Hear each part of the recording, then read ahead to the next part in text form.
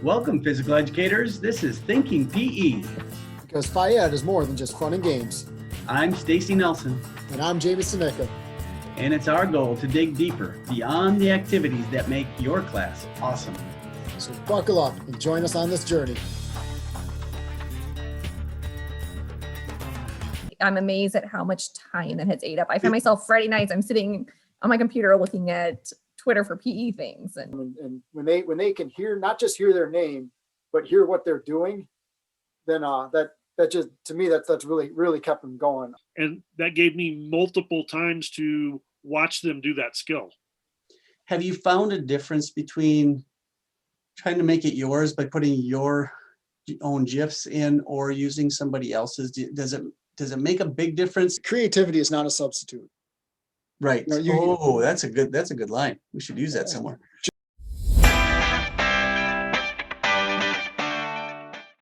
Welcome to another edition of Thinking PE. Jamie, in the world of thinking PE, in the world of PE, what are you thinking about today? I got to tell you, I think we put together some pretty good podcast in this jam session around content and connection with students in a virtual setting. And the next part of that, when we go way back to our 3 C's, content, connection, and creativity. And right away, when we think creativity, we automatically think about the next flashy thing. What's the next flashy YouTube video that got the most likes? What's the next flashy Google slideshow that somebody put out there? And what I think, and I know any reputable Phi-Ed teacher would have listened to those other 2 podcasts about content and connection. But what I'm really excited for is what we did with figuring out what creativity is. What exactly is the goal of creativity, and really thinking deeply into that. And like I say, it really ties into our 2 previous podcasts with content and connection. Yeah. Well, it just feels like there just needs to be more discussion around creativity, because I mean, it's out there. The creativity is easy to find, to borrow other people's creativity and to find a latest, greatest thing to add to your curriculum. Finding stuff is not hard. It just feels like we need best practice seems to just deserve a little bit more discussion around what is the goal of creativity, because to be honest, creativity can really lead you astray, or it can really be a godsend depending on what and how you look at it. So how are you looking at it now as compared to before we had this discussion in this jam session? Well, it takes me back to pre-COVID, actually, when we interviewed our MnShape president, Tom Roberts. And one of the statements he made that really stuck with me is he talked about purposeful, meaningful, standard-based instruction. Yeah. And it was just making lessons. And this actually was right when COVID came out. He was talking about making these lessons, or designing activities. I shouldn't say designing activities, designing lessons that were purposeful and meaningful and standard-based. Well, what's your goal? Yeah. And when I went back to my being trained on writing lessons, I ended up getting my master's in integrating technology, which obviously includes a lot of creativity and stuff. But one of the things they focused on in my whole master's program was when you're writing lessons, you got to begin with the end in mind. What is that target you are teaching to? What is that? We call them standards now, at least in Minnesota. We really focus on standards based. You're really targeting something you're trying to teach. Start there. And then as you back up, then you ask the question, does this creative thing you're adding, does this technology you're adding actually get you to that goal, or is it actually diverting you in a fun way away from that goal? Because creativity is usually fun, but it doesn't always take you to your target. Yeah. So this jam session, when we talked to these other Phi-Ed teachers, we really put together three rules when it comes to creativity. And rule number 1 is content. And just like you said, rule number 1, content, have the goal in mind.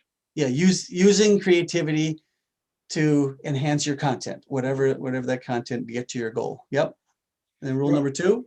Rule number 2 is the connection piece. Use creativity to enhance your connection. And I think that has some subcategories with number 1, use creativity so students can interact with each other. whether that's the use of the chat room, use of Flipgrid, so that students can see what each other are doing, but finding creative ways with the goal in mind of how do I get students to interact with each other. Yeah. And what the other subcategory would be? Interacting with the teacher. How does the teacher, how do the students interact with you? How do you give them feedback? How do you give them encouragement? How, we talk about building relationships with connection. What are creative ways that you can use technology or whatever so that you can enhance and build relationships with students? Yeah. And that can be as simple as we'll hear from some of these discussions, is using personalized GIFs, where you're the one doing the activity in the GIF instead of just borrowing somebody else's, which we discuss isn't wrong by any way means, but if you're using creativity to make this connection, sometimes having you in the video is more creative than somebody else. Or you just mentioned like Flipgrid, about it's great. Flipgrid, they give you a video and you can instantly give them feedback either verbally or in a comment.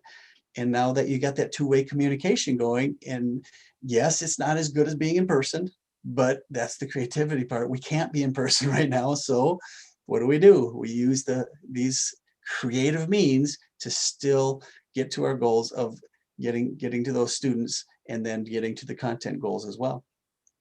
Want to lead us into rule number 3? Yeah, and rule number 3 is just don't let your creativity lead you astray. Yeah. So essentially go back to rule number 1 and 2. Yeah. When in doubt, go back to rule number 1 and 2. And it's just the idea of don't get caught up in the next flashy thing out there. At the end of the day is what is it that we were missing from the gym? We were missing the ability to teach specific skills virtually. So now you just use your creativity, not to come up with to show the next cool video, but how can you use that to enhance your lesson? What's your goal? If you're trying to teach throwing virtually, what is it out there that you can utilize to enhance your throwing lesson? Yeah. And now I just moved back into teaching our K through 2nd grade back in person. And this is just kind of an illustration of what we're talking about, is I was using the creativity that I had learned from online, doing a gymnastics unit, showing these GIFs up in front of the kids. This worked great online, and I had really good success with it. So I assumed it would be even better when I had them in my gym. And I put these GIFs up of regular, doing forward rolls and backward rolls and cartwheels, and we're just practicing them, which again, when they were at home, that worked fine. But now in my gym, I was finding they just didn't have the engagement with it that they had when they were online, which was really interesting to me. And so then I decided to try to include those same movements, but instead of just putting a GIF up and having them do them, I incorporated it into like a tag game, where when you got tagged, now you look up at the screen and you have to do 3 of whatever's on the screen. So it's just one of those little ways to look at it and go, that is engaging them now because it's a game. It's kind of gamifying the deal. And now they're super interested in doing this activity that 4 minutes ago you were kind of bored with, but now because I put it in a tag game and you needed to do 3 of them to get back into the game, now you're super motivated to do it. So that's kind of this idea that we're talking about. It's rule number 1. It pointed the kids right back to the content I wanted them to do. Number 2 was, I was engaging with them myself. I was there in person, helping them, encouraging them, yay, rah, rah, that type of thing. So anyway, I just wanted to include that just as a little example of, it was simple. It wasn't the next greatest thing. It was going back to tag, of all things, was the key. It doesn't have to be fancy, but it should guide kids to be engaging with your content. And I think I feel a sense out there that a lot of teachers feel, I shouldn't say a lot, but teachers feel defeated if they're not the ones creating this awesome stuff that gets tens of thousands of likes or in some cases millions of hits on YouTube or what have you. And at the end of the day, you're the one that students care about. And you can go to a conference and you can pick up an awesome tag game. And this is back, before pre-COVID, you go to a state conference or a national conference, pick up an awesome activity, just say it's a simple tag game, and take that to your gym and play it, and the kids are having fun, but all of a sudden you grab a noodle and you become one of the taggers. Mhm. And that just takes that activity to the next level. And it's because of you. It's because of it's your interaction. Yeah, your energy added to it really does make a difference. I've heard that from just about every PE teacher I've ever talked to, that yes, when I'm engaged and play the game, they always ask me, will you play, and that type of thing. I'm glad you brought that up. I think that's a super, super key point. And I just think it really plays itself out here with our discussion, especially when we talked about, things like just utilizing all your tools, things like the chat room, not using some of that technology, using some of that creativity to enhance what your goal is. And if your goal is to get students to interact, we found that those were ways to do it. Yeah. Yeah. So this session is we call the PE Jam session, is talking with teachers that are sharing. You're going to get a number of creative ideas. So if you have a chance to get a pencil and paper handy, it's going to be packed full of lots of really creative ideas. But the point isn't to try to use all these cool ideas. The point is, if one of these fits what your goal is, that's where we're trying to get you to, is using these creative ideas to fulfill your real goals as you're writing out your lessons. What do you think is, as far as what's been working for creativity? What's helped you? Are there some resources, or have you done something just different that you would call creative to make things work? And any ideas come to mind? Call those tech tips. Tech tips, or Tech tips, or what have you done to boost engagement? What's the secrets of creativity? I steal all my stuff. No, that's good. That's creative. Let's use somebody else's creativity. You got some favorite places, Jennifer, that you steal from? PE Central. I just Facebook, Twitter. I just follow lots of different people, different groups. Yeah. Once you get on a YouTube one though, sometimes, when they make suggestions, I just keep looking, and I've spent a lot of my time though doing that. I'm amazed at how much time that has ate up. I find myself Friday nights, I'm sitting on my computer looking at Twitter for PE things. And Yeah. But there's a lot there. Everything you do. Before we get going though, there's a lot out there with creativity, and I think the PE community as a whole is more than willing to share it and take it, make it yours. But I learned a valuable lesson in that. I took somebody's thing, and made it my own, put my own gifts in there, and then shot it out on Twitter. And when I re-looked at that, it sounded like I'm the one that created it. When in reality, what I did was copy somebody's idea, and the person was just, just sent me a message. It's like, hey, I don't mind you taking it, but just give credit where credit is due. So to me, that was a really important lesson of, and I say maybe take a step back. I was like, when I reread what I had tweeted, and that's the devil of Twitter is once you hit send, it's out there. Yeah. So like I say, he wasn't saying don't take my stuff, don't create it, don't make it your own. It's just like, let's give some credit where credit is due. Yeah, I think that's a real good point, Jamie. I'm glad you pointed that out, for sure. Well, some of us have to learn the hard way. Yeah. So I got an activity that we've modified, and of course I have definitely stole it from multiple other people. We use cup stacks, but it can be used with pennies. It can be used with anything you can turn over. And so we start with 6 cups and a die. And so one of the ones we modified this year to was, okay, set your cups across the room, which is kind of how we normally played it. Roll the dice. If you get a 2, you run over, you turn over the 2 cup, and you come back. And we're trying to get a sequence of cups turned right side up to win. So the modification we made was, I was having a hard time getting the kids to go somewhere, was to leave the cups there, but tell them, okay, roll the dice. And every time you roll a 2 is a skip. You have to get up, say 5 times. And so they would roll the dice, or I would roll the dice. The kids would have to go skip 5 times, come back, and turn the number 2 cup over. And so we're either trying to get all the cups up, or we're trying to get, let's say, 2, 4, and 6 up. And we can have any combination thereof turned up, but every time we roll a 2, we have to turn that cup back over. Does that make sense? Interesting. Cool. And so we put skills for every number that the kids had to go perform. And then I had them do that in a Flipgrid for me. Okay, you have 5 minutes to play this game. And that gave me multiple times to watch them do that skill. It was better than, okay, I need you to create me a skipping Flipgrid. Saying kind of trick them into an assessment. Yeah, Exactly. that's a great way to phrase that. Quick question. Those of you who use other people's stuff, have you found a difference between trying to make it yours by putting your own GIFs in or using somebody else's? Does it make a big difference to have your face in there, or what's your take on that?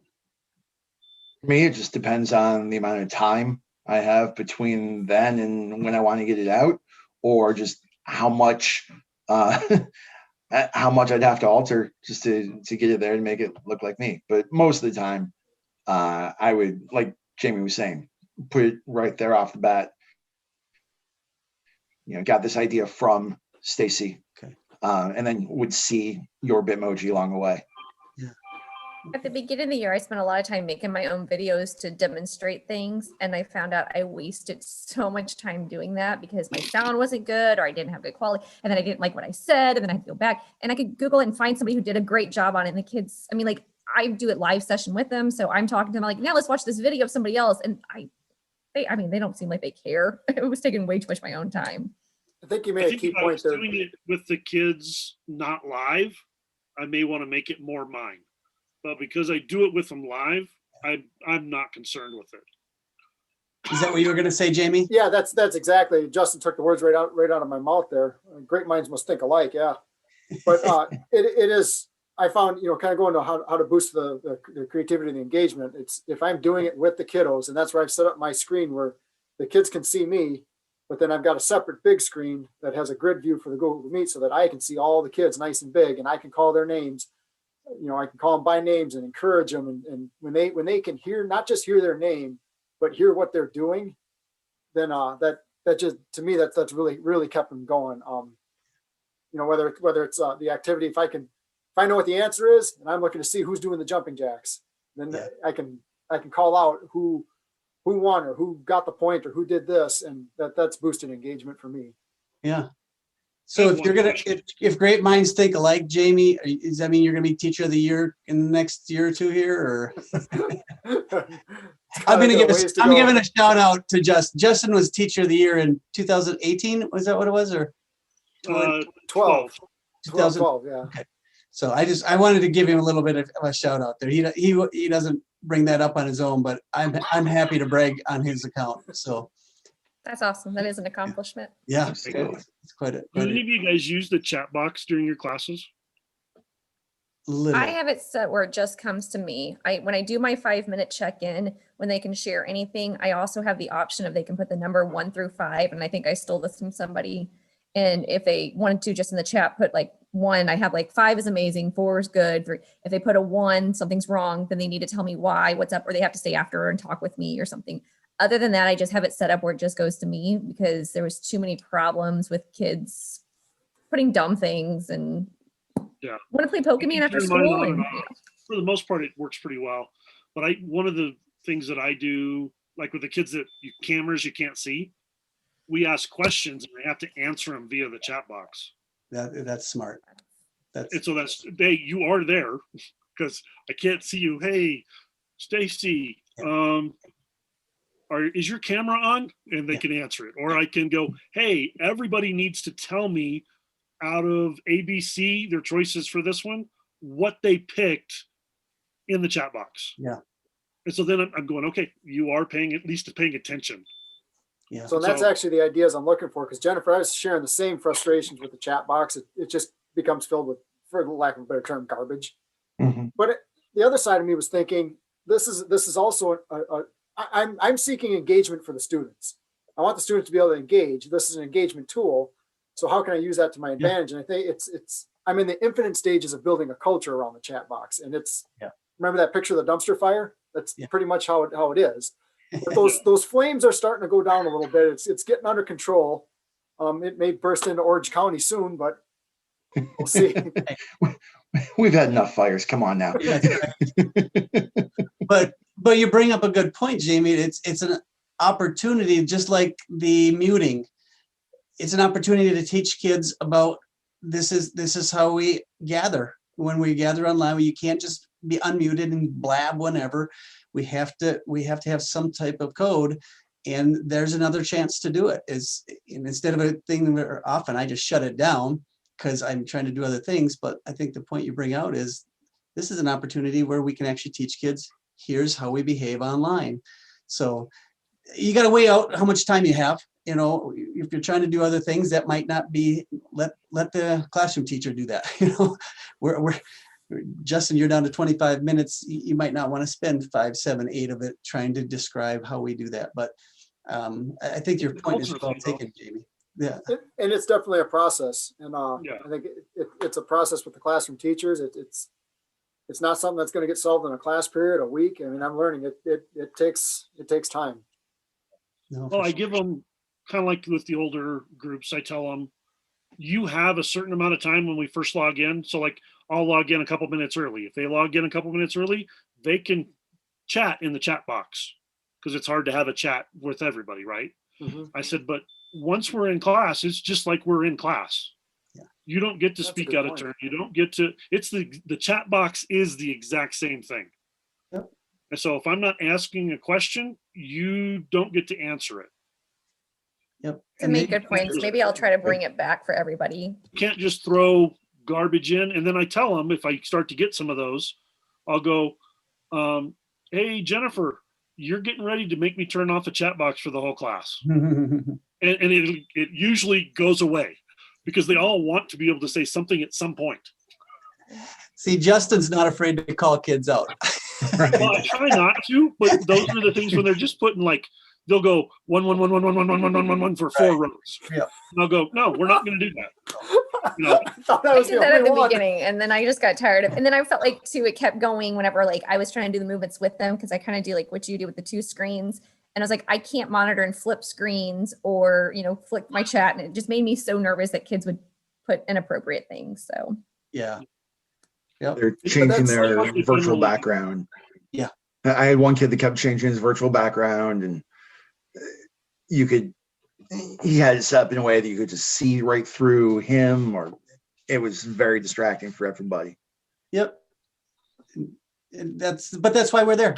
That's Right. how we teach them how this is what is acceptable and what's not. And yeah, you can wait till the Zoom meeting's over and then do your cussing and swearing. I can't believe you did that. But in the meantime, we just put on the teaching hat and do it, I guess. But yeah, those are some good creative ideas. I was gonna add just another tech Any tip that I others? stumbled across, and I don't know if you've ever had problems with with presenting your slideshows, and the GIFs would eat up your internet speed, and it was choppy.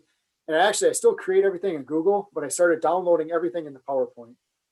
And now when I share stuff, I just share it through PowerPoint, which doesn't take any of your bandwidth. And I have not ran into glitches yet. Any videos I want to show, I download those, so they're MP4 files and not internet. And it's really, really helped with that. And the cool thing with Google and PowerPoint is when you have a Google slideshow, when you download that, it automatically, all your GIFs, most of your PowerPoint has way more fonts and things like that. But for the most part, everything downloads pretty flawlessly. do you create everything in PowerPoint and then you just open it in your Google? I create everything in Google and then I download it to PowerPoint. PowerPoint. Okay. And I still create everything in Google just for the sharing, because Okay. throughout our district, and Stacy and I were constantly sharing things. So it's nice to have it in Google just to be able to share it. But then as an option, instead of I think you go to file, and instead there's like save as, but there's download, and you download to PowerPoint and it drops it right onto your desktop. Thank The you. only hang up with that is with Google, you'll have to use your mic for the sound and for videos, because you can't, in order to share the sound, you have to share a tab, and it won't be a tab. Oh, yeah. But Jamie's gotten by with that by putting his mic close to his own speakers. And so they're still hearing something. It's just not going, Yeah, the sound quality isn't quite there. That makes sense. but, Okay. but it's worth it I mean, I can't show videos for whatever reason. My machine is short on RAM or something. So I have to download, and then I just I've kind of followed his tech tip there, and at least I can show a video now. Because the thing I'm wanting to do now is I want to get that content, like we're going to go into the gymnastics unit. And so I want to keep what we talked about at the beginning with the connection, where I'm having them choose a different, choose an exercise, but instead of a random exercise, I want them to choose one of the gymnastics moves we've been working on, and that use the game, use the engagement, use all those things that we were talking about, but actually be teaching my content, tricking them by playing, say, rock, paper, scissors, and have them choose a gymnastics move that we're working on to show me rock, and a different one for paper and a different one for scissors. So we're playing a game, but they're actually rehearsing the gymnastics routine that we want to do. And so if you're wanting to do those things, you kind of want to have your own GIFs to put in and make it your own a little bit. So anyway, it's hopefully worth a listen.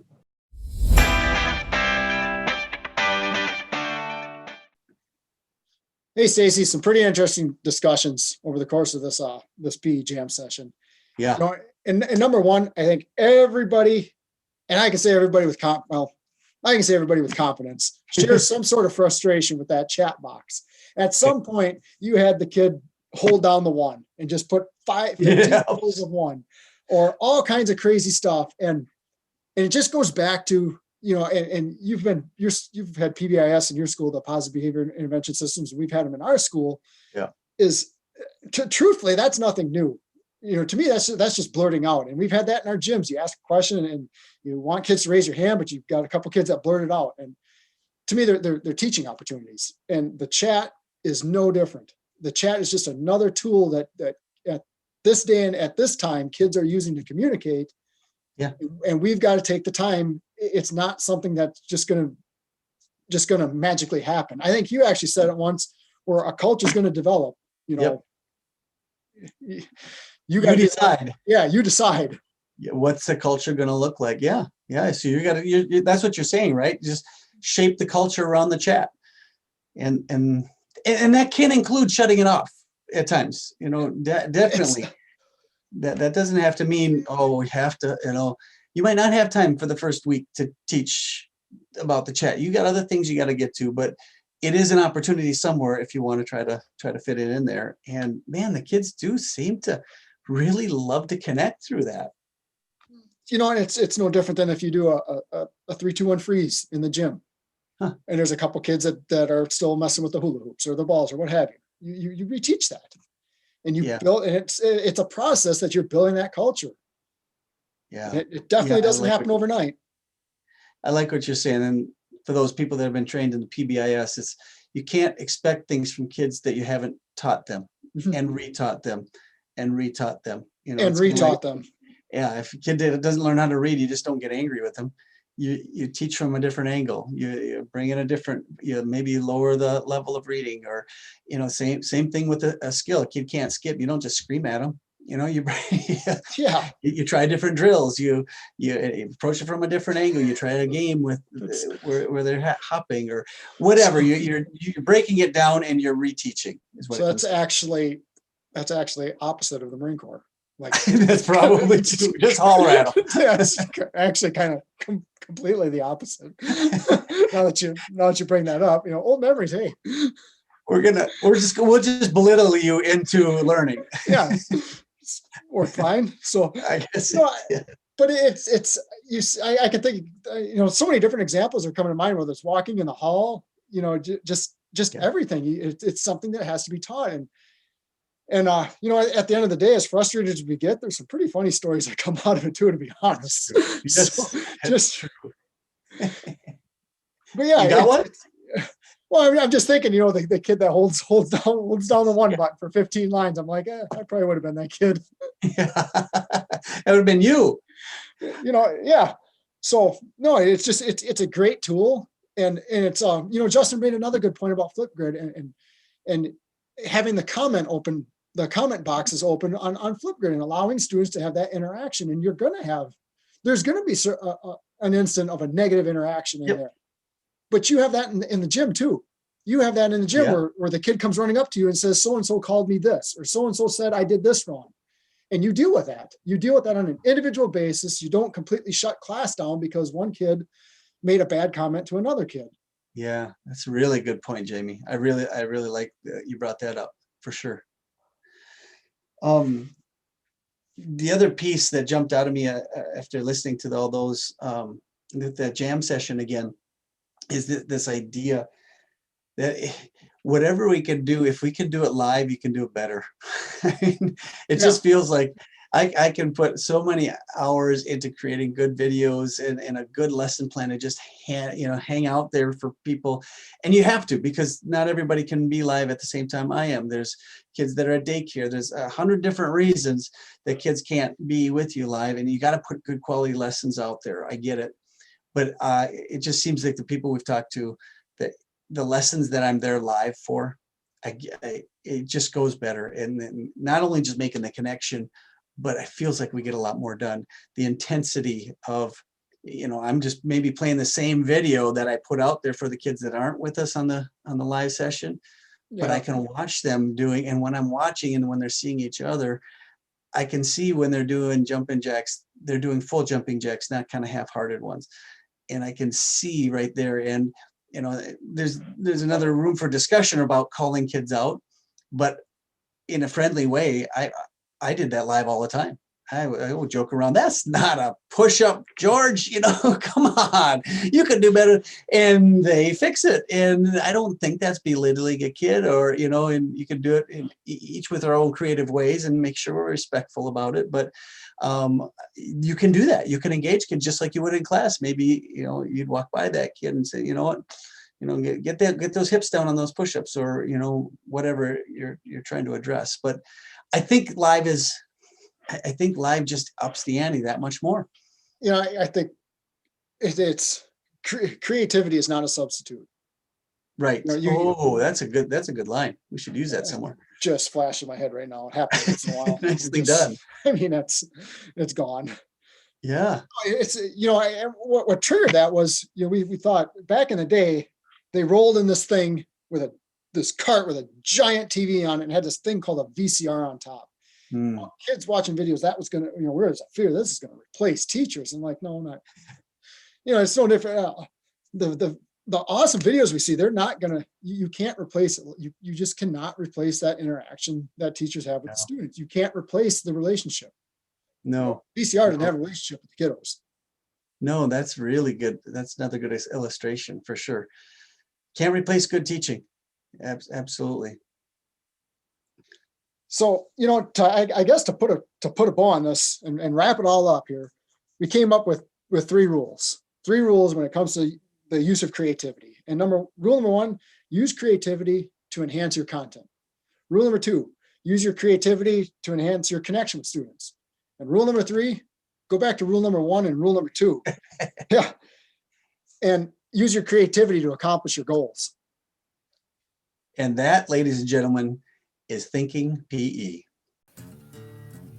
Connect with us on Facebook and Twitter at Thinking PE. Find us on all your favorite podcast providers by searching Thinking PE. For more resources and videos, go to www.thinkingpe.com. Thanks for listening.